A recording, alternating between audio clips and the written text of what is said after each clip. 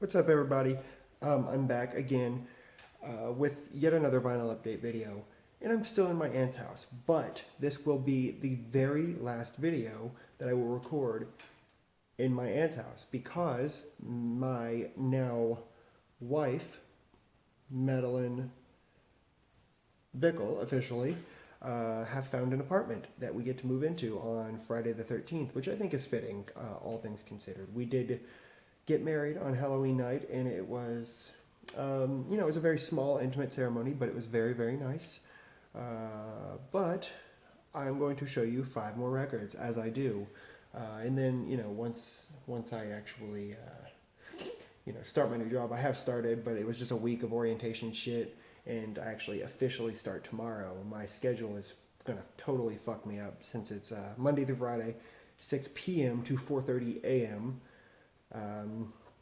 It's gonna totally fuck me up. 10-hour days, 50-hour weeks, 10 hours of overtime. I'll fucking take it. Record money is record money, no matter how you have to fucking get it. So, yes, I actually just recorded this whole entire video, and then it cut me off at the very fucking end. So I'm going to show these backwards, and I'm going to show them a bit quicker than I was a minute ago because I don't want to fucking film this a third fucking time. First, I got this at my local record store before I moved out of Florida. This is Impaled with The Dead Still Dead Remain. If you know anything about this, The Dead Still Dead Remain, this is a 2013 re-recording of 2000's The Dead Shall Dead Remain. This is released on Willow Tip. I'm not really sure where the original was released on. I don't think it was Willow Tip, but yes, this was released on Willow Tip. And if you are familiar with the original artwork, this is the same, but everything looks a bit older. See, you see, this guy used to look like a regular guy, and now he's like a fucking dead, decayed dude. And then that is no longer the shit that was in the toilet. It is now different shit, but just older shit. But yes, very, very glossy cover, as you can tell here. I was very, very excited to see this because I absolutely love this band. If you're not familiar with Impaled, they are a California sort of death grindcore, carcass influenced band. But goddamn, this shit is so fucking fun. I absolutely love this release. I don't know that I prefer it over the original. Vocally, the original I think was better, but instrumentally this is a lot tighter. It's just very, very good. But yeah, there's the cover. There's the back. I love the fucking toilets behind the song listing. Very, very cool. And this re-recording actually reintroduced Leon Del Morte as the vocalist, who did vocals on the original The Dead Shall Dead Remain. He left the band soon after that and returned to do vocals on this. So you see a picture of the band right there, lyrics, and then there's that, which says, I don't know, stuff. It says stuff. But yes, very, very cool shit. I'll show you the vinyl itself. It was limited to 500 copies. 300 or 200 were on green vinyl, and 300 were on a randomly mixed vinyl. And my randomly mixed vinyl looks like this. My favorite thing about this is on the labels. You can see in the middle, right here. Let's see if I can, come on. Come on. Yes, fuck off. That side says fuck off. And this side says continue fucking off. So that's very cool. Just the label just looks like inside the toilet, which I think is very, very fitting for Impaled. But yes, Impaled, especially with this release, is an absolute blast in my opinion. Yeah, it's just good shit. I'm not usually into this style of music, but Impaled is an exception because it's just lots of fun. So that's very, very good. And check out Impaled. Good shit, guys. Oh, next up is probably my, well, probably, easily my favorite out of everything in this pile.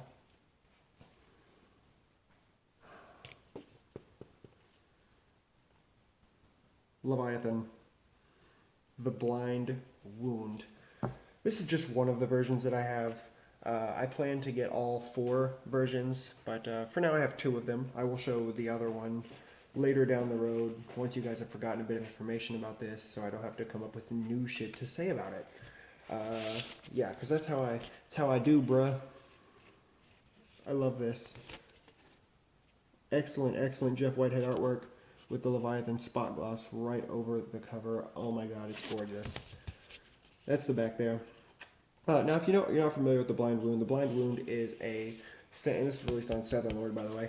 The Blind Wound is a standalone LP release of Leviathan Split, or Leviathan Side, taken from the split with Saptherin. Saptherin? Yeah. Which I've never actually heard that split in its entirety. I've never actually heard Saptherin before. I just know that this comes from that side of that split. In my opinion, this is the best Leviathan EP, because that's what this is technically considered, I guess. I think this was released in like 2006, if I'm not mistaken. It doesn't say. It doesn't fucking say. Either way, this is really, really good. My favorite, one of the things about this that I noticed the first time I heard it was the bass on this release is actually, like you can actually hear the bass. You can actually, and I'm not saying you can't hear the bass usually on the Leviathan release. I'm just saying it's a lot more, it's a lot more audible on this release, in my personal opinion.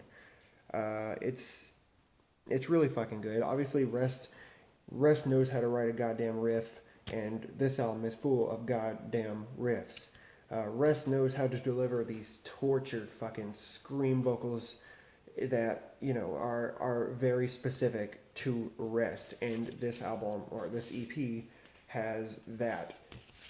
This EP is a Leviathan EP, and it's very, very obvious. I think even if you don't know who Leviathan is, you can hear this and be like, holy shit, that's Leviathan. And yeah, I don't fucking know. When I ordered this, I actually ordered this through Discogs, and I ordered the black and green split vinyl. And when it showed up, it was completely black, which is, it's fine. I plan on having all the versions anyway, so I guess, I just got this version sooner than I was thinking I would. But, I messaged the guy and I was like, bruh. And he was like, oh, so I'm sorry. I thought I put it under the black vinyl. And I'm like, bruh. And then he just sent me the shipping back, which is fine. I didn't ask for it, but he did it anyway. So, yeah, whatever. But, yeah, like I said, I do plan on having all the versions eventually. So I guess it's not a setback by any means. Yeah, and it's fine. It's very, very good stuff. I love this EP. It's just great. Five well-structured tracks with a good flow. That's all I need to be happy. So it's just excellent shit. This I actually got also at my local record store before I left Orlando for good. And I guess when I was there, when I saw, I was going through the records, and some guy had sold off his entire metal collection, and I got 6 or 7 records, but I'm just gonna split those up. I'll show them individually at different times, but I'm very, very, very, very pleased to own this. This is the Drowning the Light split with Empire of Therapida, I believe. I'm not familiar with Empire of Therapida. And apparently since this, Empire of Therapida has changed its name to Moon Citadel, which I like that name a bit better. But yeah, Drowning the Light split with Empire of Therapida. Path of the Old Lunar Cult Empire. This split is so fucking good. I haven't actually spun the record yet because I haven't had a turntable hooked up in months at this point. The Leviathan, obviously, I got before that, so I've had that for a while. But yeah, I have listened to this entire thing on YouTube, and to say I'm impressed with both sides of this split is an understatement. There's the main guys from each band, Empire of Therapida, Drowning the Light. And Drowning the Light is obviously the reason I bought this, because I don't have any Drowning the Light on vinyl, unfortunately. This is my first, and it's some really, really good shit. These bands complement each other so well, and they both deliver their own definition of atmosphere. And Drowning Light, I like the Drowning Light side a bit better, but I may be biased just because I like Drowning Light more than most modern black metal bands. But you know, either way, they're both very different bands, but at the same time, like I said, they complement each other very well. So I'll show you the printed inner sleeve here. Yep, Drowning Light, the three guys from the band. I believe this is the main guy, or John Rose is his name, but this says Asgore, which I guess is his black metal name. And then Empire of Therapy, which is a one-man project, who, this guy's name is ridiculously long in black metal. And, yeah, Empire of Therapy is a Finnish black metal project. I don't think I mentioned that. And obviously Drowning Light is a Australian black metal project. This run of vinyl was limited to 666 copies, 150 on red, and 516 on black, which is perfectly fine with me. So, Drowning Light side, Empire Therapy side. Yeah, this is an incredibly black metal release. You could, you know, both these bands have their own sound, definitely, but they're both very, very dark, atmospheric, evil black metal bands. And they both deliver very, very melodic, well, not very melodic, but they deliver very catchy riffs that sometimes happen to be pretty melodic. So it's very, very good stuff. I mean, if you guys don't know either one of these bands, I would definitely say start with Drowning Light, just because Drowning Light, I just personally like Drowning Light better, but Drowning Light also has a more traditional black metal sound, I want to say. But like I said, they're both very, very good projects, and I commend them both for being fucking awesome black metal bands.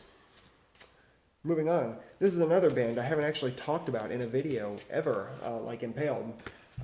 This is a 2015 reissue of Incantation's Entrapment of Evil, with the new artwork, obviously done by Chris Moyen, I'm sorry, Jesus fuck, which I actually prefer over the original artwork, which is on the back right here. This was the artwork that was present on the Relapse pressing, along with the Seraphic Decay pressing. Seraphic Decay, or Seraphic, or something like that. That was what this originally came out on. And then Relapse was like a year later or something like that. But those were actually both pressed on 7-inch vinyl. This is the first time this has ever been put on 12-inch vinyl. And this is a Hell's Headbangers release. And it looks so fucking good. Just very clean looking cover on both sides. This also includes a lyric insert sheet right here.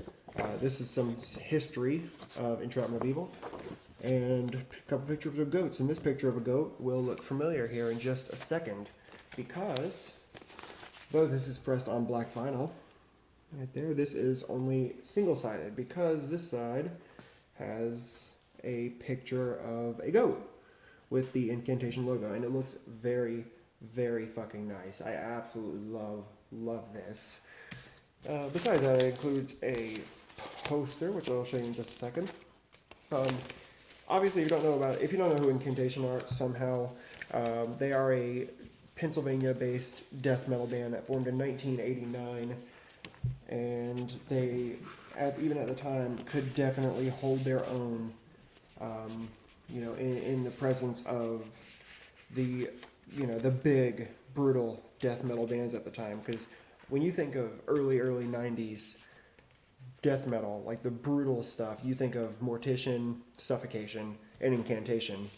And Incantation could definitely hold their own in the likes of those bands, in my opinion. Obviously, I just prefer Mortician, but Mortician seems to take they seem to take a less serious approach, including stuff like movie sound clips into their songs, which is not a new thing, but Mortician, would often do it where the sound clips were longer than the songs themselves, which I think is, I just think it adds a sort of less serious feeling to the entire, thing, which is, that's fine with me. But Incantation is a much more straightforward death metal band, and really, it's quite frankly pretty embarrassing that this is the only Incantation that I own. There's the poster there with the Chris Moyen artwork on it. And yeah, as I just said, I really should be ashamed of myself for not owning more Incantation than just this. I've heard most Incantation albums, and they've all been very good. I just haven't gotten around to picking any other stuff up. I actually got this at Hell's Head Bash because I saw it and I was like, shit, I need some fucking Incantation in my collection. So I picked this up, and I do look to get the other albums very, very soon, even though this isn't an album, this is an EP, but excellent shit. And the very, very last thing I have to show will certainly make me a poser. This is Deafheaven with Roads to Judah. This is the debut Deafheaven album from 2011, if I'm not mistaken.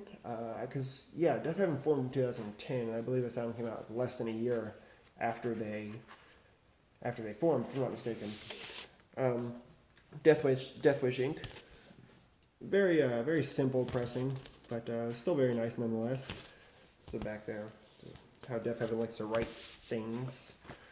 And a lyric insert here, which is fucking totally not cool how they did this, because that's like the first song, and then it's just all the lyrics. There's no fucking punctuation. No fucking punctuation. And then there's like the second song, and it's just all mixed together like this.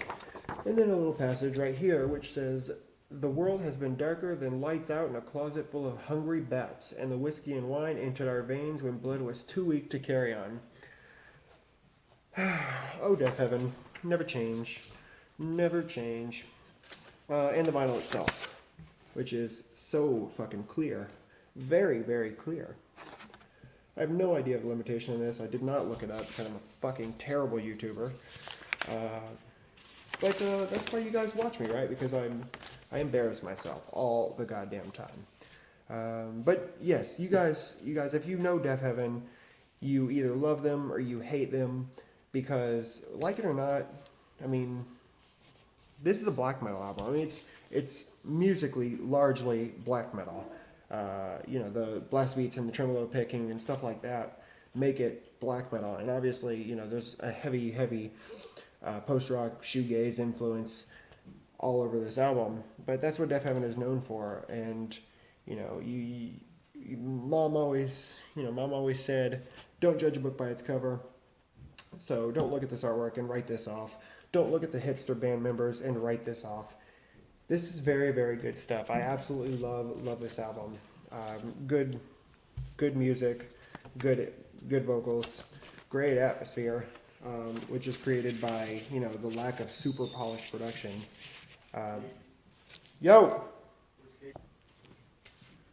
Sorry about that. That was my uncle. But yeah, atmosphere created by the lack of super polished production. Though good production, it's not too good, if you know what I mean. But that's Deafheaven. Roads to Judah. Excellent stuff. I absolutely love this album, and this is definitely better than Sunbather. I assume it's better than New Bermuda, even though I haven't listened to that release yet. From what I've heard, it's just not my thing. This is much better in my opinion. But that's all I got, guys. Next time you see me, I will be in my own place, so I look forward to that. But until then, thanks for watching. Subscribe if you dig it. Until next time, stay tuned. Take care.